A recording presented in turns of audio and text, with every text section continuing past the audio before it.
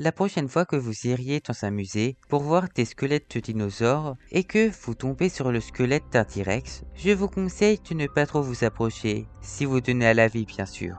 Car ça peut être SCP-250 et aussi les derniers os de dinosaures que vous pourriez voir. SCP-250 est dans la classe Euclide, c'est-à-dire qu'il peut s'échapper à tout moment. Pour le résumer en quelques mots, SCP-250 est un T-Rex, et plus précisément un allosaure, et il appartiendrait à l'espèce des Allosaurus. Mais d'après le professeur, il y aurait des chances pour que cette information soit fausse. Alors, comme vous devez vous en douter, il a le même comportement qu'un T-Rex à son époque. C'est-à-dire que la journée, il essayera de manger toute la viande qu'il pourra, et même des êtres humains. Et la nuit, il dormira. Mais la chose la plus étrange qu'a SCP-250, c'est qu'il peut manger et vivre sans avoir d'organes ni de peau. Ce qui fait alors que tout ce qu'il mange finit à chaque fois par retomber par les trous de son squelette. Comme vous devez sûrement l'avoir compris,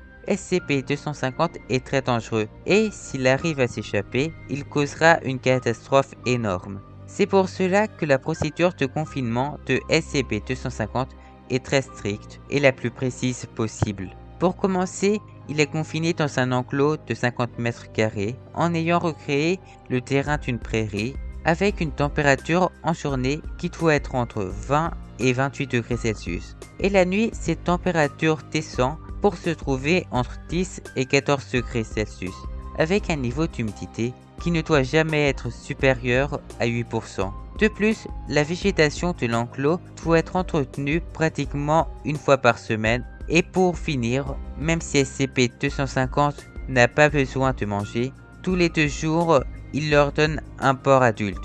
Ceci à cause de son comportement de carnivore. Et ce qu'il reste dans son repas, c'est-à-dire le porc mais mort, il doit être retiré dans l'heure après qu'il ait commencé à dormir. Surtout, il ne doit pas être bougé durant cette période pour éviter de le réveiller. Et il se réveille exactement 5 minutes avant le lever du soleil. Chaque élément ne doit ni être différent, ni être oublié, sinon les actions de SCP-250 deviennent imprévisibles et donc il y a des chances qu'il s'échappe.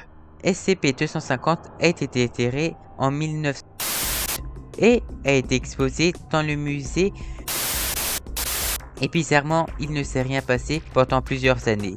Jusqu'un soir, en 2000, où il se met à bouger et décida alors de s'en prendre aux gardes. Et comme vous vous en doutez sûrement, il l'a mangé.